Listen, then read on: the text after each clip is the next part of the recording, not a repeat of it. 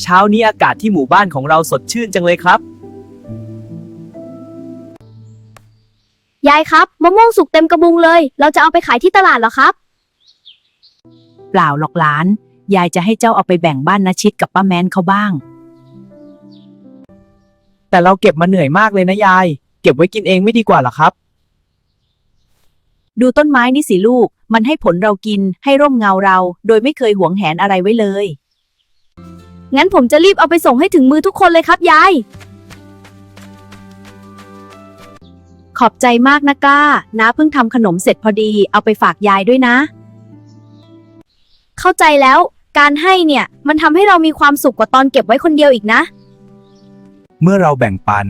น้ำใจนั้นจะวนกลับมาหาเราเสมอ จำไว้นะลูก กระบุงที่ว่างเปล่าเพราะการให้ คือกระบุงที่เต็มเปี่ยมไปด้วยความสุข